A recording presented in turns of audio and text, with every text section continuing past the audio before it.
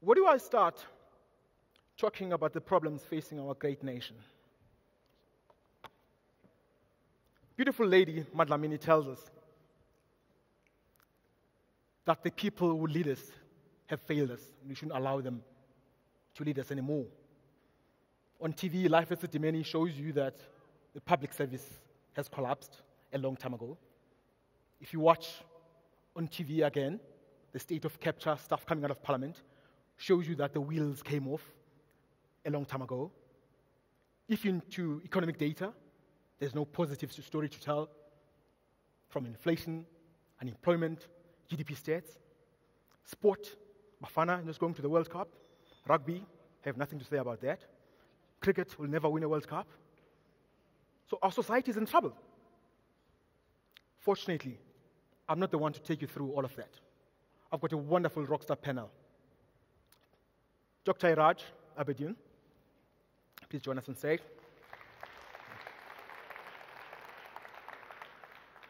A wonderful South African who knows a lot about economics, business, from practical and theoretical experience. To follow him is somebody who's done everything in life. What has Mzwanele Manyi not done in life? He tells me now he's the founder of the Decolonization Foundation. I don't know how many members they have. Maybe he'll tell us. Brother Jimmy, please join us on stage.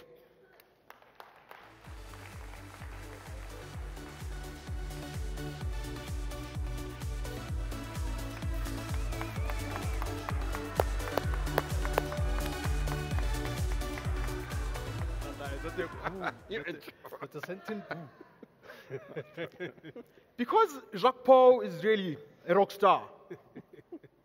I mean, when last have you heard of somebody writing a book and being threatened with arrest in South Africa? People steal funds, 256 million rands, and they go build themselves a house. They move R1 billion off to Dubai just like that. They don't get arrested. Jacques Pauw puts a period, full stop, immediately. People want to send him to jail. He wants rockstar grand entrance, so he's not here yet. He's been delayed, and I hope he's not flying SAA from Cape Town. We know all the problems about SAA and all of that. He's going to join us shortly. Gentlemen, thank you very much. Let me sit closer and make it all cozy and comfortable. Iraj, take us through briefly what you see as the threats facing this great republic. Thank you very much. I think the threats that we face, there are many, but where I sit as an economist, as somebody who is spent almost 3 decades now as a social scientist, I would say that the biggest threat that we face, and we have in fact experienced it, and we are in denial about it, is about our economic structure. We talk about it. Some come from this side of the table, some come from that side of the table. Neither of them, in my humble view, recognize that they are sitting both sides of the table but on the same boat.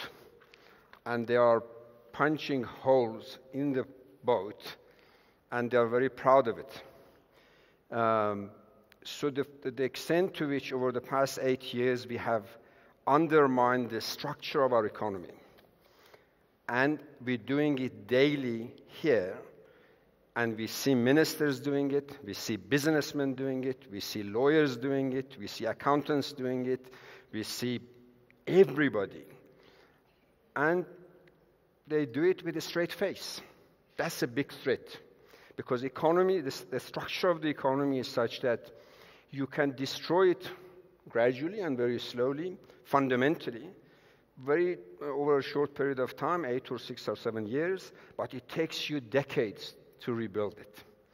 And we have ample examples. We can discuss it if there is time. So that's threat number one. We are not paying attention to our economy.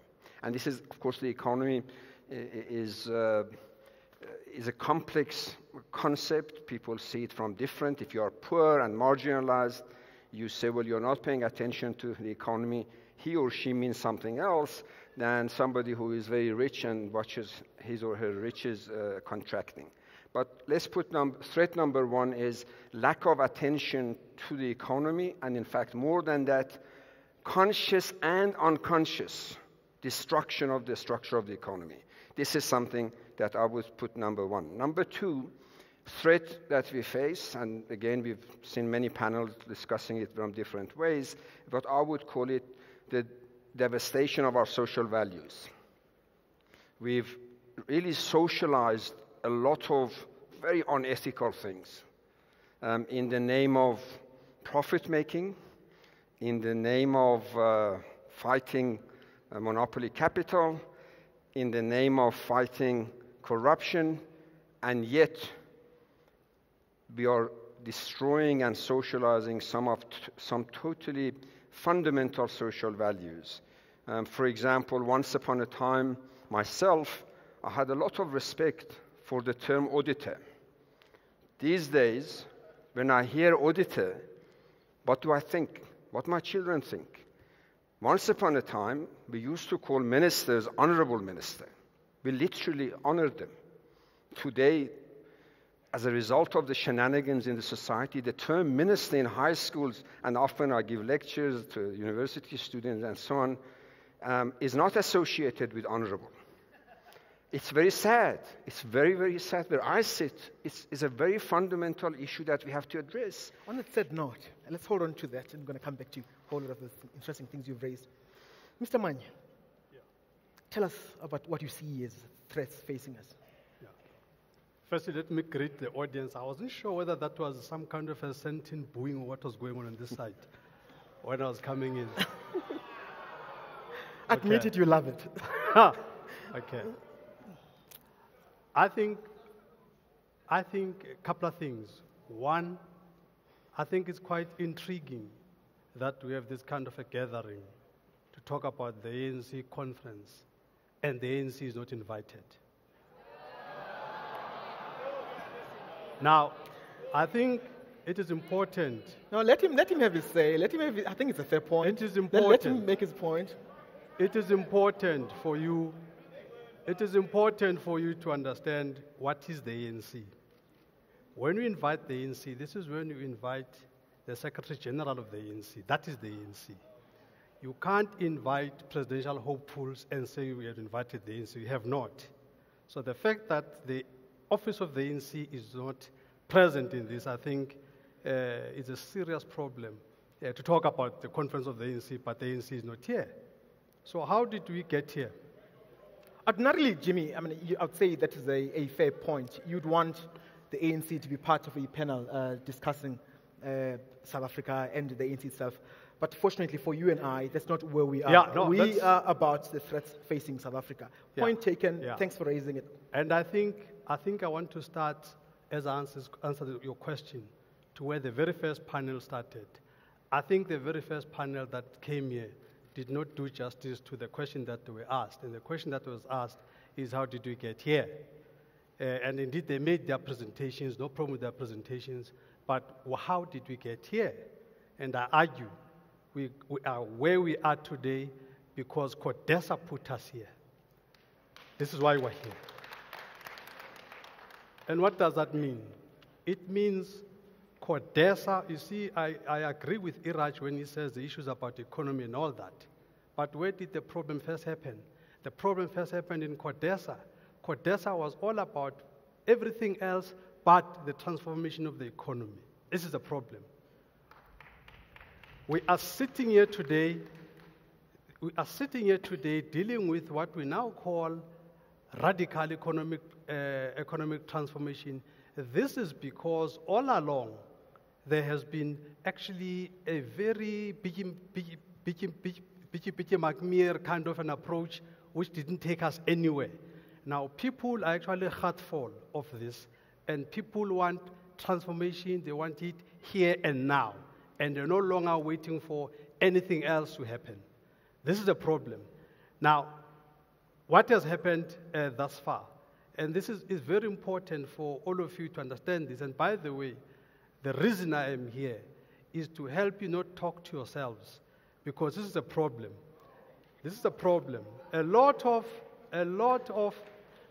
a lot of the narrative that has been here basically is just people talking to themselves and inviting speakers just to confirm your own thinking. This is a problem. So I am here not to nurse your feelings. I am here to tell you the truth. And this is a problem with the kind of black people that you mix with. The kind of black people you mix with are black people that have got a democratic right to mix with everyone, no problem with that, but they're not honest with you. They don't tell you what you need to hear. What do you need to hear? What you need to hear are two things. Number one, the constitution that everybody is so passionate about is actually, in my view, it's got one of the contributing factors that has ensured that today we have the kind of turmoil we're having in this country. If you go to that constitution, section 25, subsection 7, you will find a date there that talks about the land restitution issues beyond 1913. So in other words, the constitution of this country has said all the land stolen and what have you, we shouldn't talk about it. Let's only worry about it from 1913 onwards, 19 June 1913. Anything else before that is not covered in the restitution programs. This is the problem. Hold on to that, Jimmy. This is quite interesting, but let me take you back to the CODESA part. You're going to come back to the land question and your point about it. Do you honestly believe that one event in CODESA is really the reason we are where we are today? What has CODESA got to do with the price of the rand versus the dollar at almost 14 rands today? What has it got to do with Jacob Zuma walking in 2009 as President of the Republic with the rand at around 8 rand at $2? Wait, hang on a second. What has CODESA got to do with South Africa losing and ending junk status? One answer. What has it got to do with unemployment at 27? Let me tell you. Let me tell you what it's got to do. One answer, it has set the pace for all of these things that you're talking about. It has set a foundation that has ensured that white monopoly capital continues to thrive. In this country, we have even government policies that are captured. We have a policy in this country called PPPFA. This policy is to ensure that white monopoly capital continues to thrive. This policy says that when you are about to issue a tender, you must issue a tender to the person with the lowest price. Ntate Maponya, 90% of the points must go to the lowest price. What this means is that Ntate Maponya, a well-respected businessman, has got not the 4 years chance to compete with Raymond Ackerman. Yet the law says compete with Raymond Ackerman toe-to-toe. He's not able to do that. And it's not him, it's a lot of other people in that space. If you go to the construction sector, you have another policy there called CIDB. That CIDB policy has got everything else that black people don't have. This also to ensure and to entrench the white monopoly capital. So we're sitting here with a situation where people talk about capture, when in fact the biggest capture has happened much more in 1994 with all, even the policies of this government actually captured. If you look, for instance, what's happening with ESCOM, people are worried about the rats and mice happening there. The key issue in ESCOM is that you've got 40-year-old contracts that have been given to 3 or 4 companies.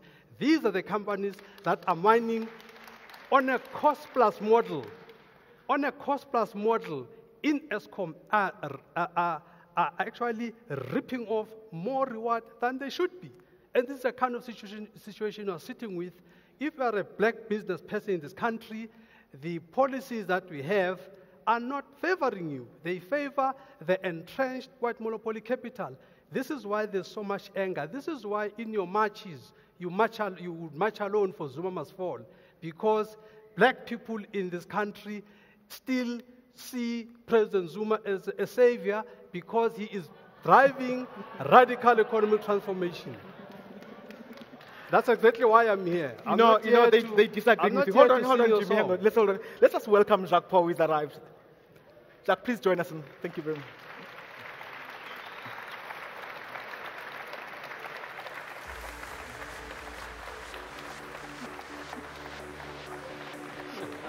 Hi. Hello. Hi, Jacques. Hi. Hello. Straight into you. Okay. Can you have a seat over there?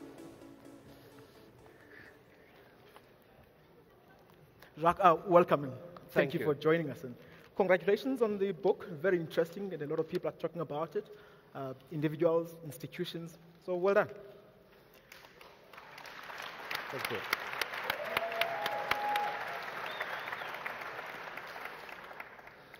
Let's get right into it, Jacques, and could you please just give us your opening remarks on the threats facing South Africa, what you deem to be important and threats facing this great nation? Well, you know, my book deals with how the law enforcement agencies have been destroyed, basically. The fact that there are a host of very prominent, very dedicated, very skilled civil servants that have left the law enforcement agencies. It's happened at SARS, it's happened at the NPA, it's happened at Crime Intelligence, it's happened at the Hawks. You know, a lot of people think that everything is going to change if we can get rid of Jacob Zuma. The problem is we have to rebuild these institutions. We have to rebuild SARS, who has just declared that they're going to have a 50 billion rand shortfall this year. They had a 30 billion rand shortfall last year. There's virtually nothing left of the Hawks. When is the last time we've seen a major organized crime syndicate being busted? Doesn't happen anymore. Crime Intelligence is in complete disarray. I mean, they haven't had a commander since 2011. Richard Madluli has been suspended in 2011. He's still the commander. He still gets a salary. He got a 400,000 rand bonus last year. These institutions are in complete disarray. Very good prosecutors have left the NPA. And I think that's the biggest challenge we face at the moment, is that these institutions have to be rebuilt.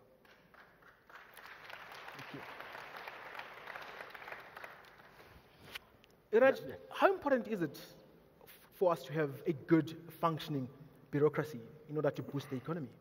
Look, no modern economy can grow, no matter how structurally you redesign. Even if you go back to not 1913, 1850, and reconfigure it as it was in 1850, and get rid of anybody who you like, bring in whatever, unless you have a functioning, professionalized state, not political machinery, state, organs of governance, who are professionals, who are at par with the modern day requirements. Remember, crime fighting in 1815 it was not the same as in 2017. So you can't go back in history and talk about what was once upon a time suitable, or go 10 years ago or 20 years ago. Crime fighting changes, governance changes, financial system changes, telecommunication changes. All of these, who is supposed to keep up with it? Not politicians, not political parties, not political activists of the right and the left and the center. These are populist showcases. You need competent, capable state that uses resources to do research, connects with the dynamics of socioeconomic change, governance change, and governs the society accordingly. We are politicking around popular issues, painful issues of the past. Let me acknowledge that. These are painful issues. That's why they are so emotional. But we are not paying attention to what we need as a nation to deal with these painful issues. We politic around them, as opposed to investing in capable state, capable and effective education system, health system, fighting system, and investing in political debate.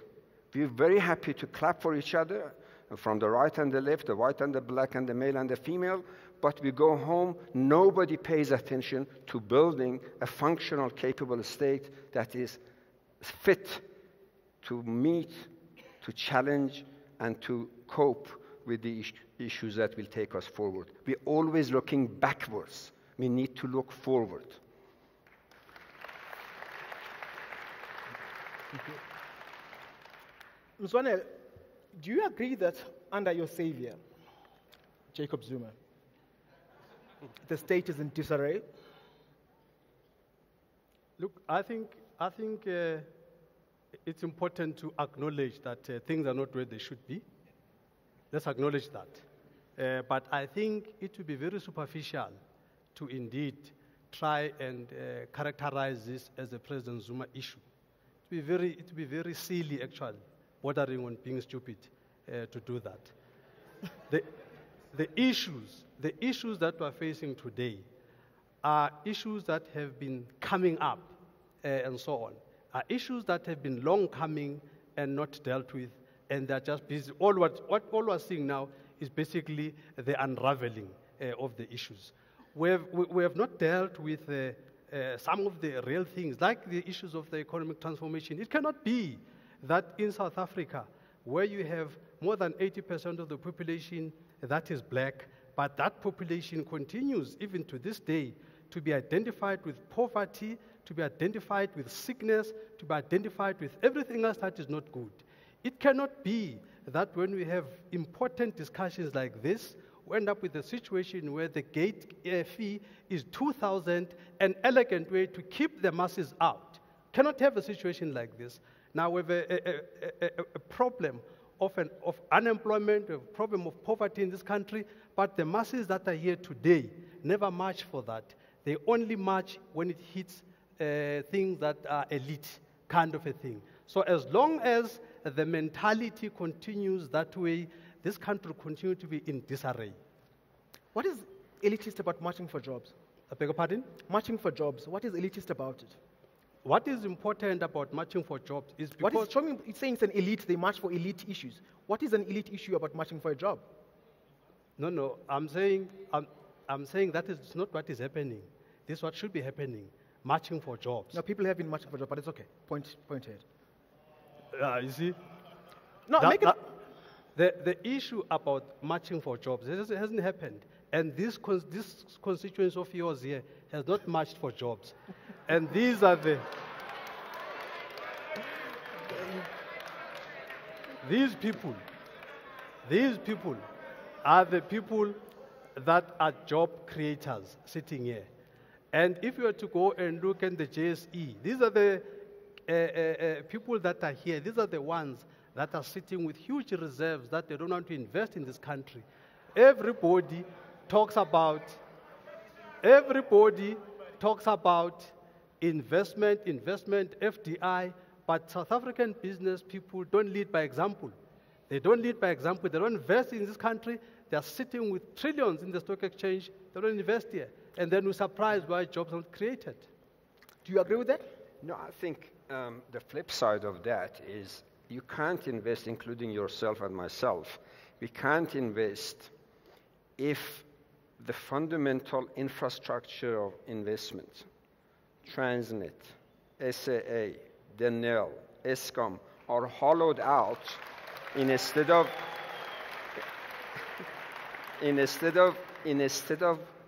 creating sustainable, globally competitive, well-priced, environmentally consistent energy. What has happened to Eskom? Eskom has been hollowed out and sent to Dubai and Hong Kong under the guise of fighting white monopoly capital. We must get serious. I don't like white capital. Let's be absolutely clear. I'll be fighting alongside with you, but I also don't like black monopoly capital. But more than that, I don't like white or black, unpatriotic hollowing of my taxes in the name of empowerment contract, in the name of fighting the white colonialists.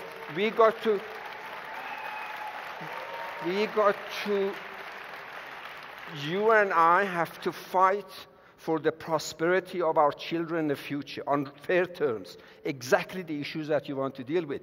But not hollowing out the balance sheet of Eskom and SAA and Denel and Transnet and landing the national treasury in a mess is not fighting white monopoly capital. Let me assist you.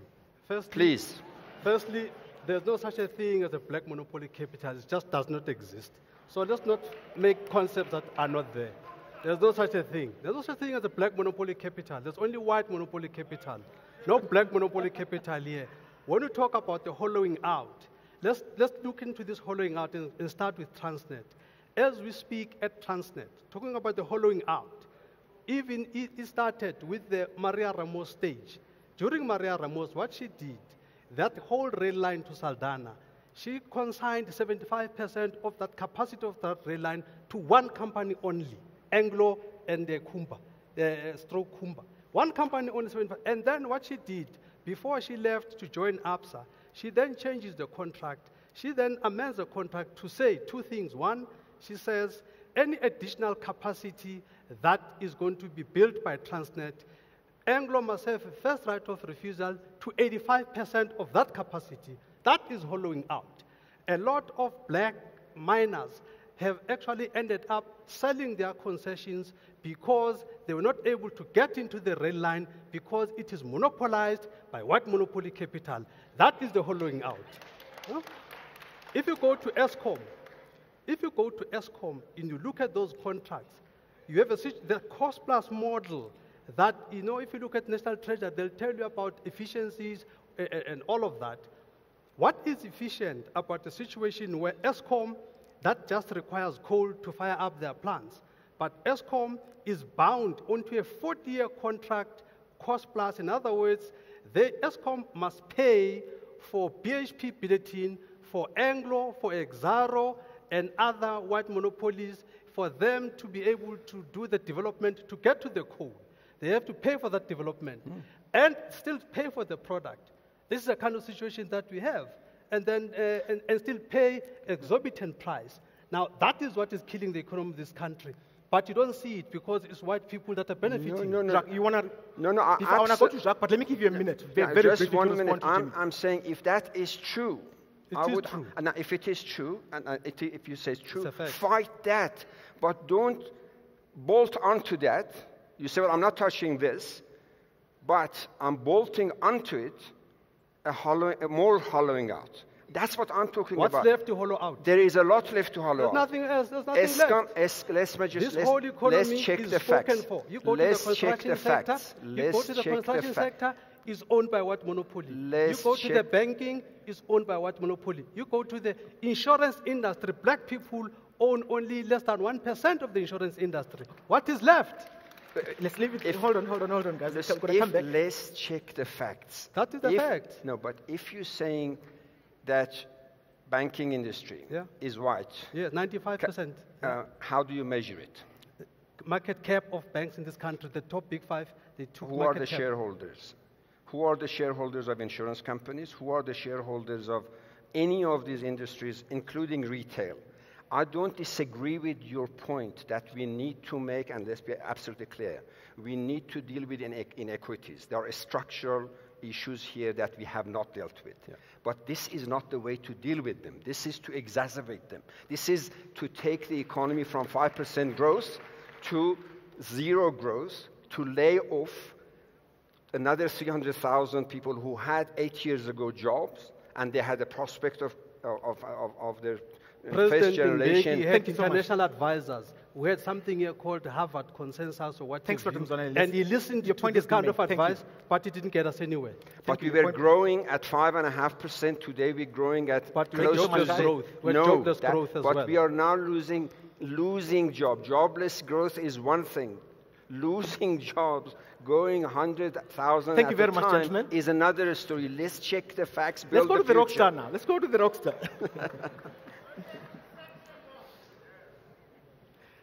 Jacques, if you were to name this one shocking discovery that you made in investigating and writing the book, what would it be? And just before you get to that, what's your security situation like? They wanted that. Well, I had bodyguards for 4 or 5 days, and then I told them to go away. I don't need bodyguards. When people threaten to kill you, they're not going to kill you. Somebody who is serious in killing you is not going to warn you.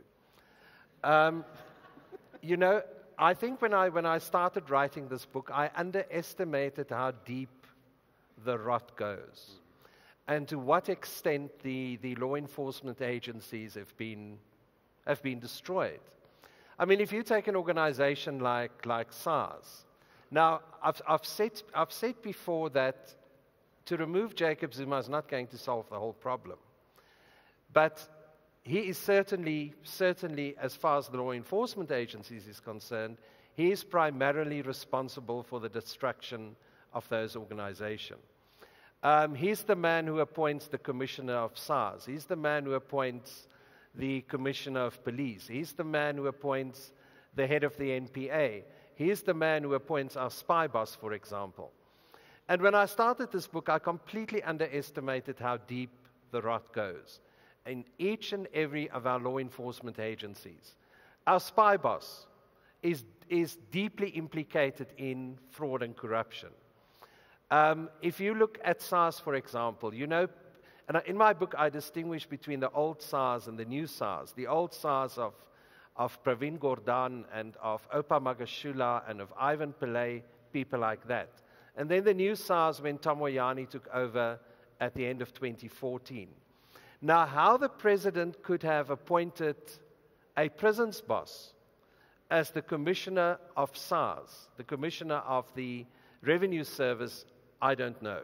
A man with absolutely no tax experience. You know, previously the old SARS had an investigative capacity.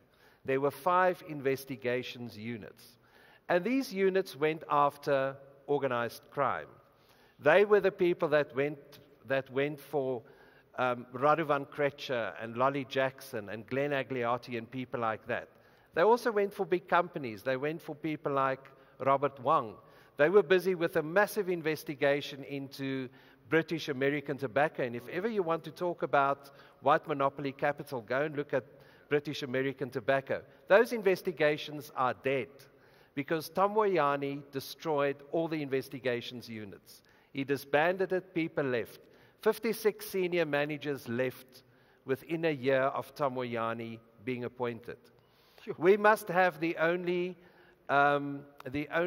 revenue service in the world that doesn't have an investigative capacity. How then do you fill the coffers of the state? And there is lots of allegations at the moment that SARS is withholding refunds to try and fill their coffers, yet there's still going to be a 50 billion rand shortfall. This is money we need to pay social grants. This is money we need to embark on capital projects. Capital projects that will give employment, for example. It's not there at the moment. SARS is in a terrible state. The Hawks have lost the capacity to investigate organized crimes. If you look at something like the Gupta emails, there's a mountain of evidence of fraud, corruption, money laundering. It doesn't seem as anything is happening. There's no investigations.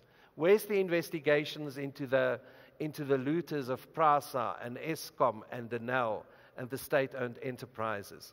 We've certainly grinded to a halt as far as law enforcement is concerned, and Jacob Zuma must take direct responsibility for it. Any responses, gentlemen, to the stuff coming out of the book? Jimmy? Yeah, look, I didn't read the book. Yet you'll give us your comment on the book. Yeah, no, I started to read the book, and when I got to a point where the book said the rogue unit was nonsense, I stopped reading the book. Then I said the rest of this book is going to be another shenanigan, so to speak.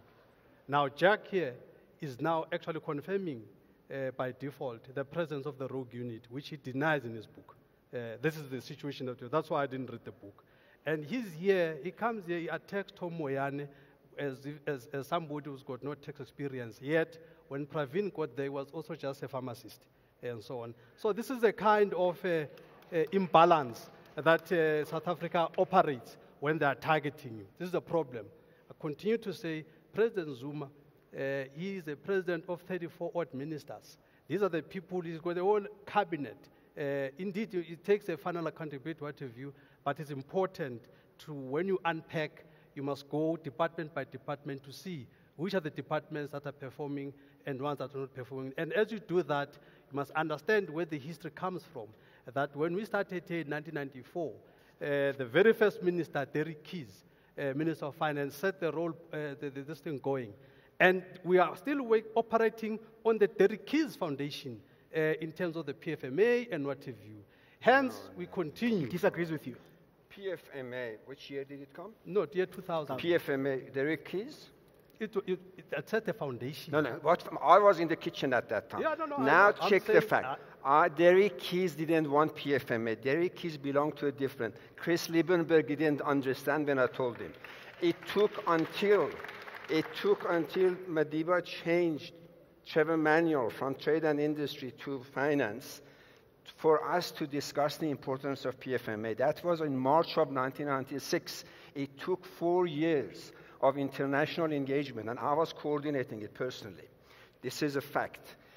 And I brought people here, neither Jay Naidu, nor Trevor Manuel, nor Jeff Khadebe. These are people that we were coordinating. None of them said, what is this big thing you're worrying about PFMA? Why do you want us to bring these people, right? Check your facts. Don't deal with your emotions. Check your facts, Mzwanele, they say. I agree. Jacques, any comment on the rogue unit and the stuff you got horribly in the book that Jimmy didn't even read? No, I think we must ask. There certainly wasn't a rogue unit. There were investigative units in SARS that investigated organized criminals and tax evaders. They brought in an enormous amount of money for the state fiscus. They were the people that investigated people like Dave King. Robert Wong had a 1 billion rand tax bill, which, by the way, Moyani never settled for some other reason. Might be the links between Zuma and Wong. But anyway, Carneling's got a 600 million rand tax bill. Liftman got a 388 million rand tax bills. Moyani has not settled those tax bills. There wasn't a rogue unit. They never went rogue. There is absolutely no evidence of this. The evidence was published in the Sunday Times. The Sunday Times retracted their information. There was a KPMG investigation. That KPMG investigation was so badly done. For example, there's a memo that the SARS lawyers, the SARS firm of attorneys, wrote to KPMG, and they said to KPMG, we would like you to include the following in your findings. And then there's a few pages of findings they wanted KPMG to include. There's lots of grammatical errors in that memorandum. KPMG included that findings that the attorneys wanted with all the grammatical errors. They didn't even spell check the memorandum by the SARS attorneys. That's how bad the investigation was. There is not a shred of evidence that a rogue unit existed. Not a shred of evidence, and I would like to know what the evidence is. But Judge Kroon says there is. Judge Kroon wrote a whole report on this, and he said there was a rogue unit. And in fact, he quoted the section in the Constitution that disbars this kind of a thing from happening. Number one. Number two, you also had Advocate Kakane also ran another commission on the same matter, and he also had something to say about the presence of this unit. And also, beyond that, Tom Moyane is also accused of disbanding this unit. And the funny thing about this is that everybody talks about the disbanding of this thing, but we say this thing does not exist. How do you disband something that is not there? No. The allegation was that one of the 5 investigative units of SARS went rogue. One of them. The high-risk investigation unit. That was the allegation. Tom Moyane then disbanded all 5 units, all 5 investigative units. There was just one. You're talking about the panels that Tom Moyane appointed. The Sikakane panel, for example, that was headed by Advocate Sikakane. They never even went to the heads of the investigative units to ask them for their version of events. And Judge Kroon never investigated anything.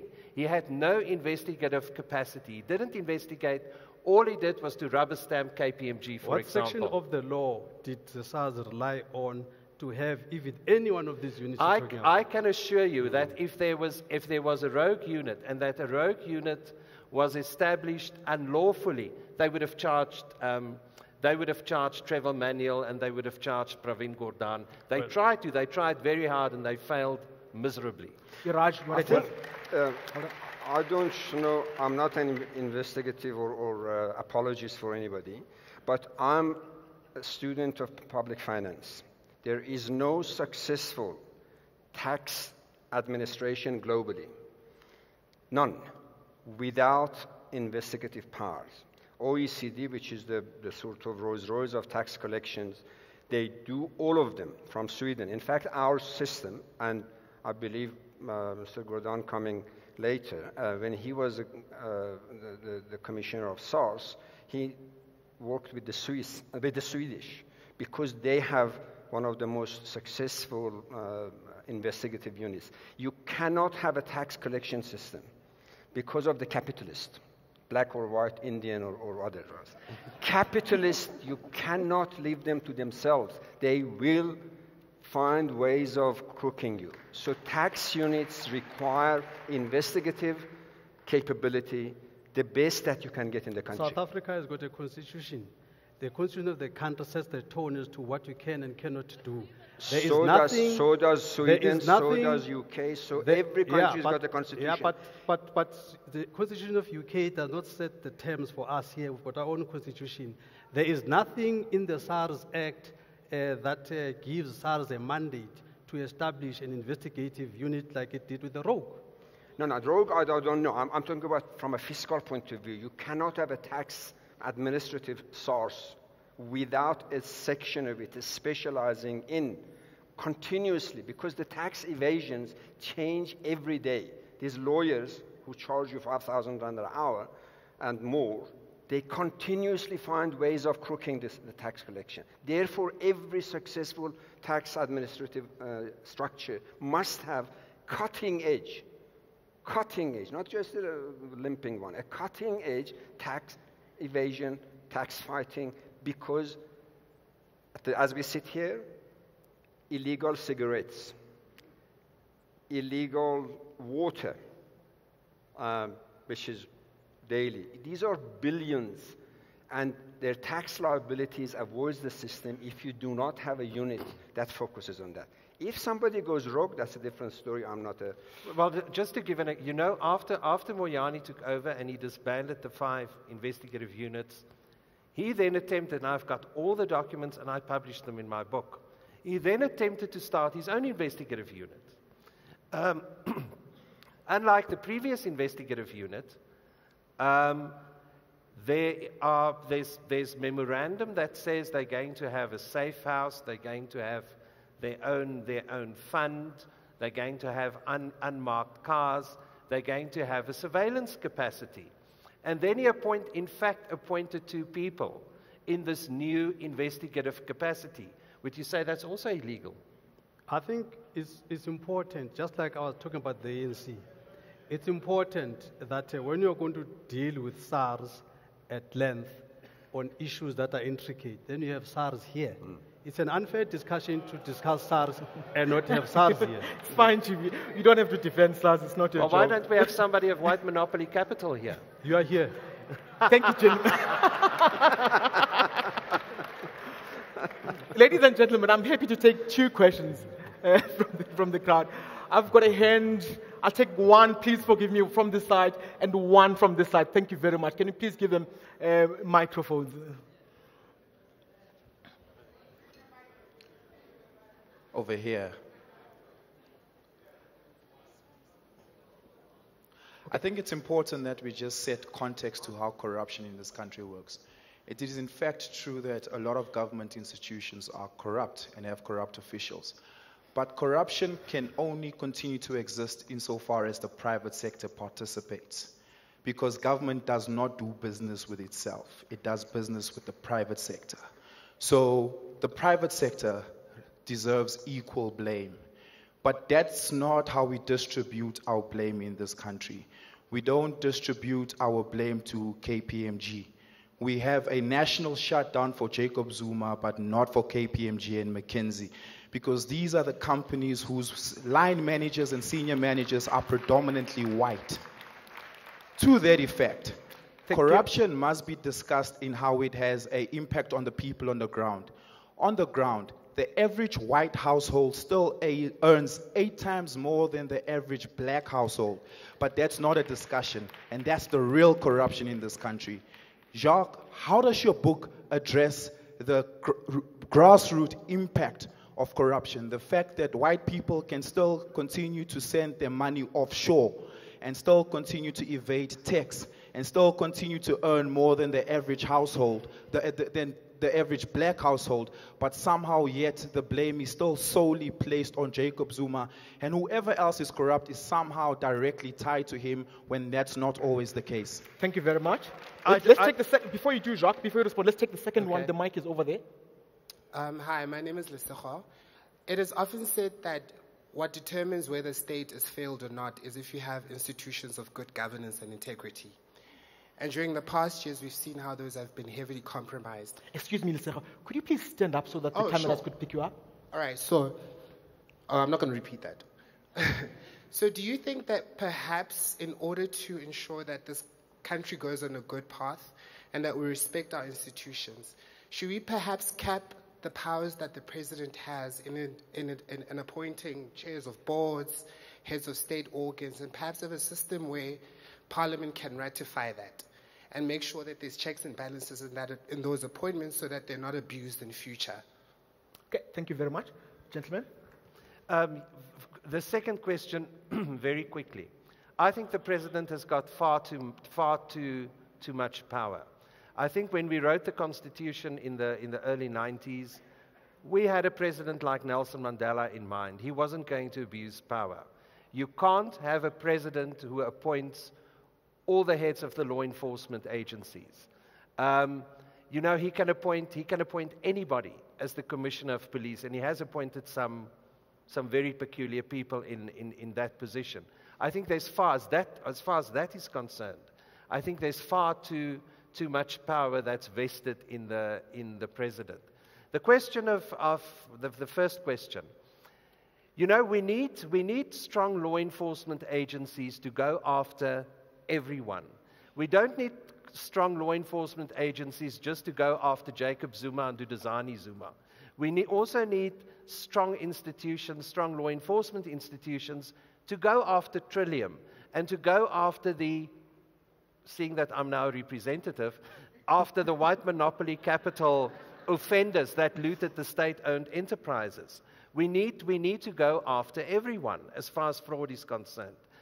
We need to stop it, and we need to stop it at all levels, including white monopoly capital. Absolutely.